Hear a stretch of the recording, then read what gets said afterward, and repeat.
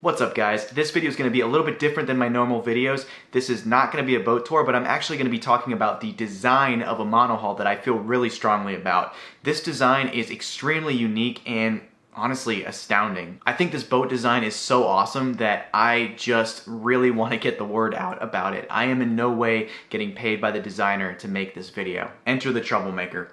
She's designed by Jeff Schionning, a well-known multi-hull designer, and she's a lightweight, trailerable, planing hull performance cruiser with a lifting keel, kick-up rudders, and two lightweight, unstayed carbon masts. This whole boat is designed to go against the norms of traditional monohulls. I think that's why it's called the Troublemaker. She's very light, she's very fast. At 32 feet, she's only 5,000 pounds displacement. But she's extremely strong and she's designed to cross oceans. She's got a planing hull and she can reach up to 15 knots boat speed or more, which is unheard of for monohulls of this size. Her draft when the keel and the rudders are up is less than 8 inches, so she can basically be beached or anchored anywhere you want to put her. She can be easily trailered by most pickup trucks on a normal boat trailer, not necessarily a sailboat trailer with those jack stands and they have to accommodate for the keel and all that kind of stuff.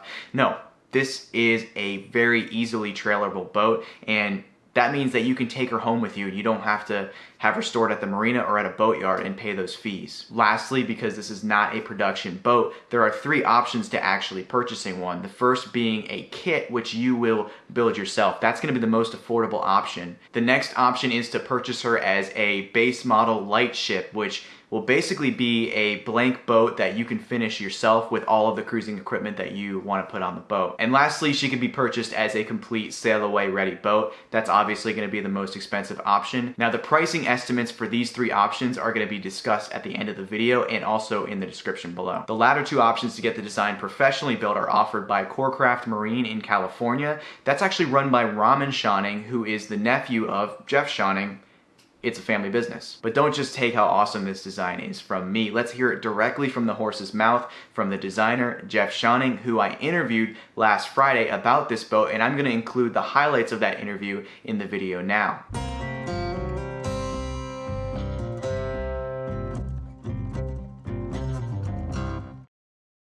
Just before we get going on the Troublemaker, this is just out of my curiosity, how long have you been designing yachts? Well, I suppose it started with my dad when I was about, I don't know, probably 13, 14. My dad built and designed boats, and obviously we had a lot in common, worked with that. And then it went into racing a lot together and designing. He was mainly in dinghies, but he was quite well ahead of his time. He had rotating masts on dinghies, 60 years ago. And we did that a lot together. And then I went into my own company building boats and designing them in South Africa, and then moved on and then into Australia. And when we started, we did a few in collaboration with Tony Granger. We built 2 or 3 of his boats. We had a lot of inquiry into sort of an improved version, if you like, of the little boats we built. They were mainly in the 30-odd foot.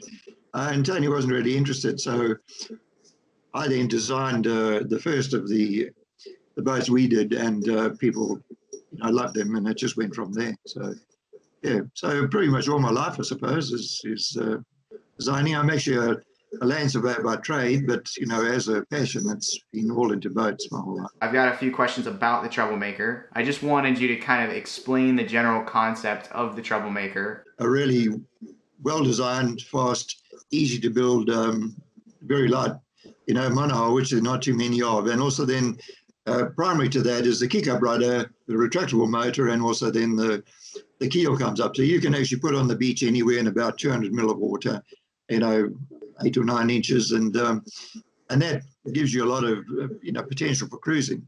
And also, the damage is also there. There's a lot of debris out there. You want to haul it out in the yard. It's very easy to store. But it was never designed as a trailer sailor, which there are a few around. They're actually a bit scarce in Australia, but where they have a lot of compromises because they are primarily limited to the 2.5 beam, and that does limit your accommodation a lot. So we were looking at really going in. There was a lot of boats came out probably 5 years ago. We had a lot of little 30, 31 footers, and it was sort of into the entry level of monohulls. But the majority of them, or all of them, really are a keel boat drawing 1.6, 1.7 meters, weighing 3 to 4 tons. and obviously no shallow draft, and you can't beach it or haul it out easily. Certainly you can't move it much without a low bed and a crane and things like that. So it's just sort of offset all of those negatives with the monos. And then the trailability was a lot easier in the solution that, you know, we originally were planning for. The first plan is for a solid little ocean-going boat you can take around the world with no problem at all. I would sail that boat around the world without hesitation. And that was as she's designed initially. Then we would have that you can kick up the rudders and pull the keel up, and that would be in two stages. You could pull the keel up halfway, probably put a reef in it and sail in say shallow lake areas where you are restricted depth, or you can pull it up completely and beach her. So we're avoiding a bulb on the bottom, which they do a few times, where she's going to be rocking on that and prone to damage. So we're going along those lines. We haven't completely completed the actual ballast solutions there. It's an easy thing. What I'm looking at there, we'll simply do our stability, righting moments, and we'll look at the amount of ballast we need. And if we can balance that with two water ballast tanks as well as a lighter ballast keel, that would be a good solution, because when you pull it on a trailer, you can just empty the tanks and you've got a lighter, vehicle to move around. And in this country, we would try and have that solution being under 2,000 kilos, because we can have override brakes and a lot of more simplicity in the trailering. But it does work out that to roll it on the side is very simple. The trailer won't be expensive, and it does give you a 3-meter beam that you can actually quite easily, I was thinking you could do it in the weekend and go, but I think if I looked at it now, probably in a couple of hours or less, once you've practiced, you could pull it out, roll it over, drive it away. So it does give you that solution from trailability. We've got big distances here. You might want to go from here up to the Kimberleys. Well, you've got about 3,000 or 4,000 kilometers to travel, and you're going to have to do a lot of traveling on the road before you get there. But then, if it takes you a couple of hours to put it in the water and she's good to go, and you've got a totally seaworthy boat, well, I think that's a good solution. The other one to have a trailable of any sort was that if you built it in, let's say where you build your boat and you are, living on the East Coast, West Coast of America, and you get it for sale in a couple of years, and then someone on the other side wants to buy it, it's going to be very difficult or expensive to transport it. Whereas in this form, you can just roll it up, put it on the truck and sell it anywhere. So it did open up your options well. So really a perfect little solid cruising boat, go around the world fast with the twin carbon rigs. You've got a low center of effort and the low center of drive. So we can have a really good power to weight ratio, but we can keep the righting moments lower, which will give us then a nice stiff little boat. I don't want her to be tender where she's just falling over with no breeze. And that's what we all, calculate the actual ballast on. So we'll keep it as light as possible, introduce water ballast if that's a positive, and you will have a very stiff little, completely ocean-going seaworthy boat. The fact that the masts are so light is amazing as well, and the fact that they're unstayed, again, I feel like is a huge plus. It just makes everything more simple. Yeah, I think you're right. It's using the best of modern technology, and I mean that's what we want to do. We want to stay with as sort of cutting edge as we can and use the best of what we got. But we also want to use appropriate technology. There's a lot of boats out there, and they all, just using carbon. It's all just bragging rights. It isn't doing anything except putting the price up. Whereas, with any boat that we do now, we look at the best one, and we could use S-class underwater, which is like bulletproof. You couldn't damage the boat at all. And then use just appropriate technology where we need it, and then where you need carbon for stiffness, well, we use it. And then you're only putting in, a small amount of money into those stiffened areas and giving you a huge advantage, rather than just slapping it all over the place just for to look good in the mag, which is nonsense. Yeah. At least in America, with monohulls, it seems like we like heavy displacement, old school, full keel. So it seems that like a lightweight planing monohull kind of goes against that idea. How is this boat safer than kind of the old school cruiser? Well, I think you're right. I mean, I've had actually quite a few, very old boats, 1913 Capra and Nicholas. I'm aware of that, and I do quite enjoy that. But then you are looking at, they are fairly slow. So you've got to say, right, it's going to take a while to do what you're doing. So when you look at that, and it's even with our cats now, you look at it and go, we've got a slow, heavy catamaran and we've got a light, fast one.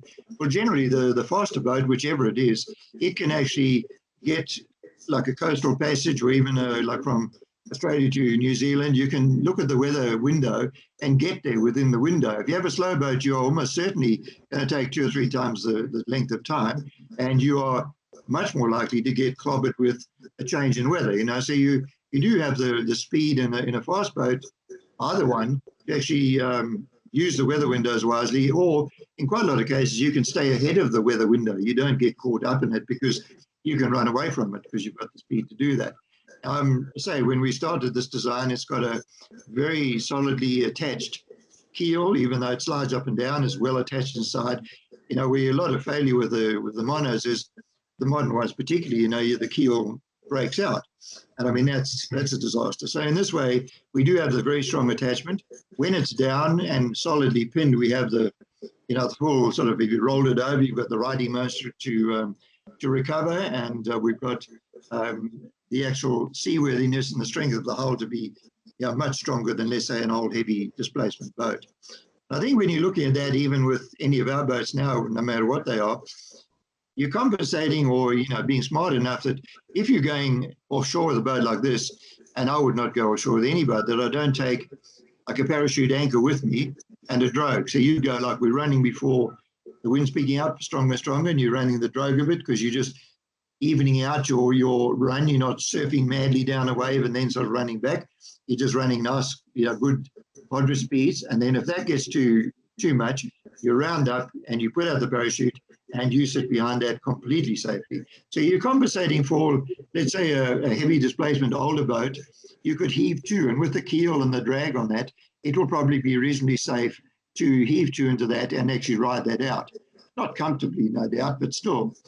If you looked at that and said, look, I don't really have that option, there's no doubt that you do have the option to a degree. If you practice with the boat, you might find you put the keel up and down a bit, or you leave the rudders up or down or one down, and you can get it to balance and sit there. But it's more likely to be able to be knocked off with a big wave and, less stable in that situation. But put out a parachute anchor and you're completely safe, much safer than a heavy one sitting just, heave to. So, you would just use modern technology and intelligence to make the boat completely safe anywhere in the world. And that's what we do now with any of our multi-hulls as well. Awesome.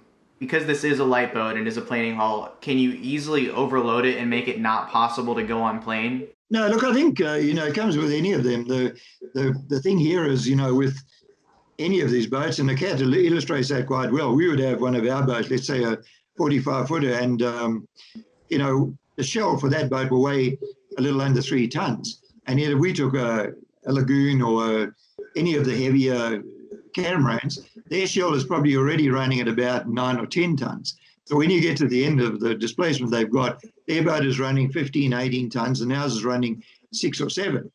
But we can carry more payload because we don't have the dead weight in the structure.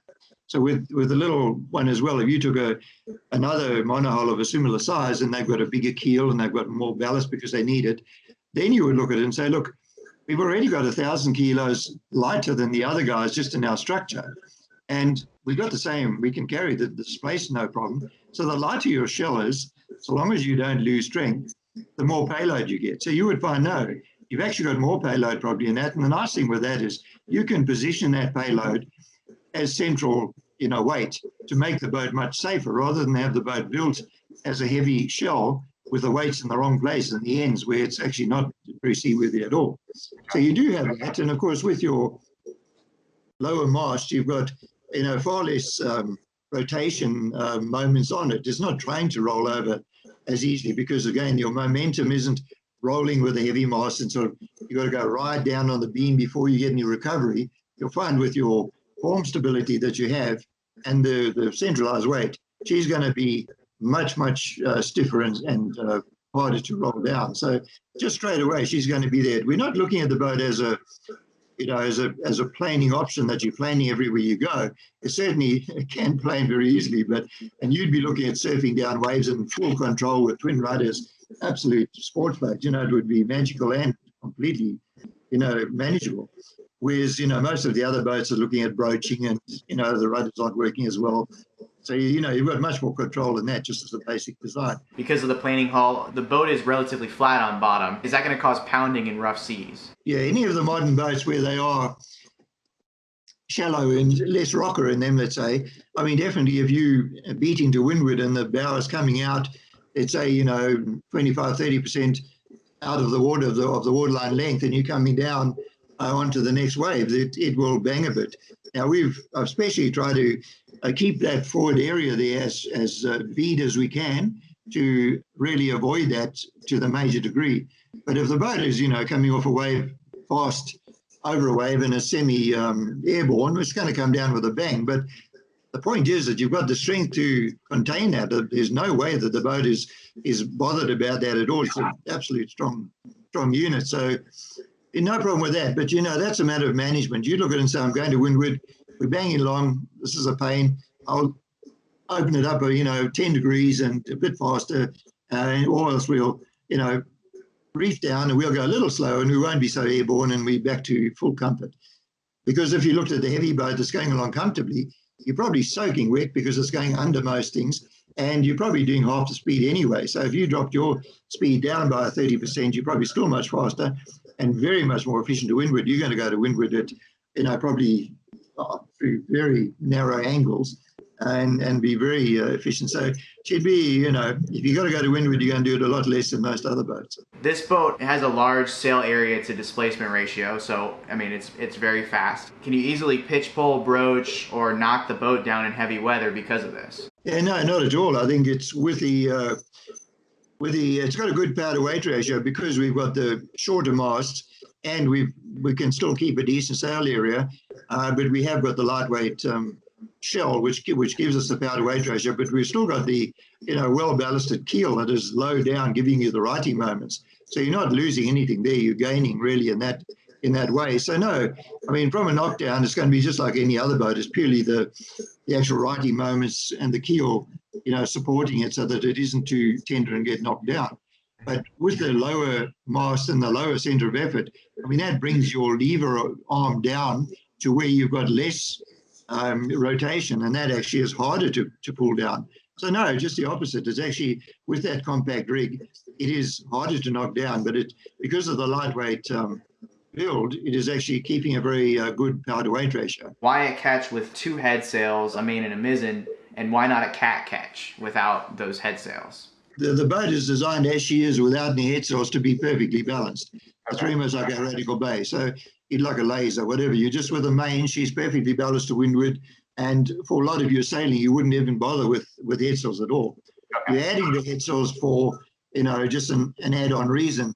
And if you looked at a self-tacker, you could go, right, we can tack with the 2 mains, just click, click. You don't have to touch a sail, right up a narrow channel, and she tacked beautifully. Now, if you looking at perhaps shortening sail somewhere and you reef it down, if you start feeling that reef, what we do with the radical bay is reef 1 is one sail, reef 2 is the other sail, and reef 3 is we drop 1.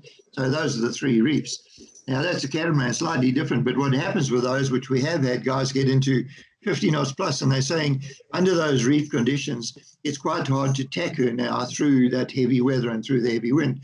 And they would have then suggested a little jib would help. So I've added a little jib to the radical bay. I've got one.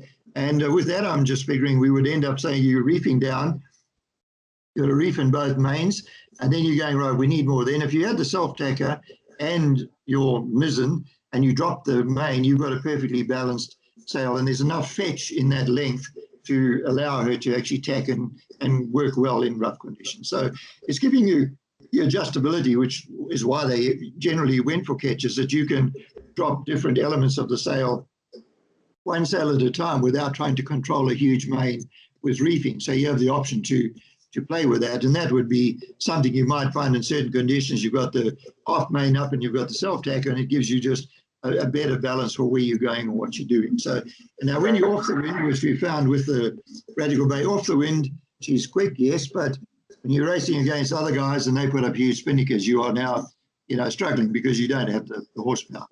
So we would then just have that you can have the screecher, which is, you can drop it, take it away, but you can have that furled, and that will just give you, on a broad reach, you've just got that extra power that you've got all 3 sails up, and you just, in lighter winds, that would be a good option. So that's purely the adjustability in your optional choices that you can make with that set of sails. How stable would the boat be with the keel up? So like, can you anchor in really skinny water with the keel up and the rudders up? Is that going to be okay? Oh, absolutely. Assuming you don't have any sail up. Yeah. Right. No, she'd be fine. I mean, the ballast in the keel is actually on the bottom end. So when you've got it up, it's still actually very active, in the boat. So no problem at all. She'd be very stable and no worries. Could foils be added to the design to each side of the boat so that, kind of like the Vendée Globe boats, but maybe to a lesser degree so that it just prevents her from, just healing so much? That would be, it would be possible. I mean, for me, which sounds strange. I mean, multi-hulls cats, we've got them. We don't need that. We've got stability. And, we've tried the foils on cats and it always looks a bit ordinary. I go, oh, well, it's, anyone could do that. What's so difficult about that? What I found much more exciting is the foils on the monohulls. I didn't sort of see that coming a while ago. And I mean, it's actually amazingly good. So no doubt you'd have to just look at it and say, where do we need to position them? And where can we fold them up to if they're going to be a foldable type thing? Or if they're going to slide in, are they going to ruin our accommodation? So I think it's just a matter of working that out, and I do think they would be pretty awesome. There's no doubt. Yeah. How flexible is the interior design? I think it's pretty much open to customization, and as you say, all we're looking at is our initial engineering to have the strength is required, and after that, the rest is optional. If it doesn't follow engineering, and we do use all of the structure, like all of your seating and everything is used for structure. It's a monocoque type thing, but I mean, the guy's going to come and go, well, I want my seat over there rather than there. Well, we're still keeping structure somewhere, and we can just analyze that straight away and say, okay, that's fine, except we need to add a web here or a bulkhead there or something. And that would just we'd work with anyone to do that. I mean, that's a huge advantage to going with a boat that's being built like this versus a production boat. Unfortunately, like the last 10 minutes of that interview got cut off from the recording somehow. I'm not really sure what happened, so I apologize for that. But I want to thank Jeff for taking the time to talk with me about the Troublemaker design.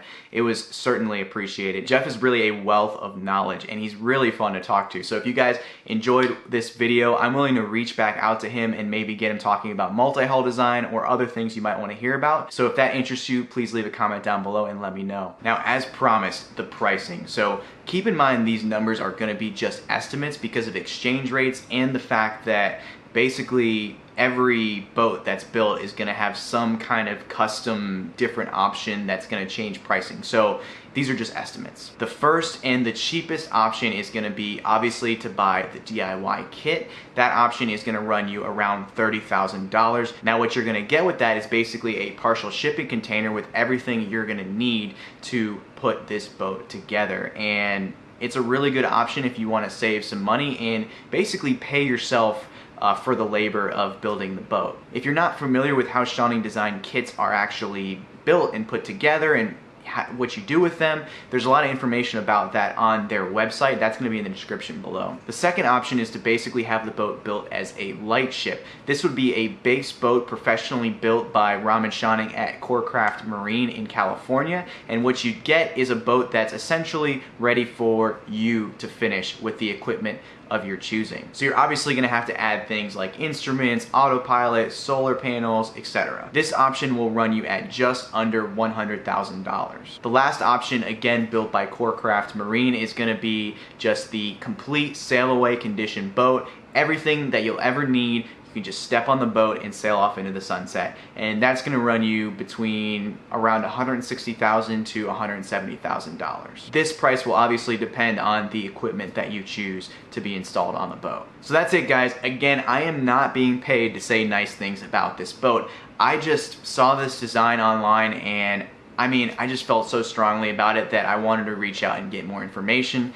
and I really think it's an awesome boat, and I think it really needs to get built by a lot of people because this is just a great option for a lot of people to get into sailing on a nicer, newer, higher tech boat than going back and purchasing a 40-year-old boat that is in need of a ton of work and is old technology and that kind of thing. Certainly that might suit some people, but I think that this is an awesome option that kind of flies against a lot of the mentalities that you see when you go to boat shows. A lot of the stuff you see at boat shows, it emphasizes bigger being better, and that's not necessarily the case. This is a small, fast, high-tech, affordable boat, and I just think it needs more exposure, so that's why I'm making this video, obviously. If you want more information on the Troublemaker or other Schionning designs, please see the links below for the website for Schionning Designs, as well as Corecraft Marine, who is the US builder for Schionning Designs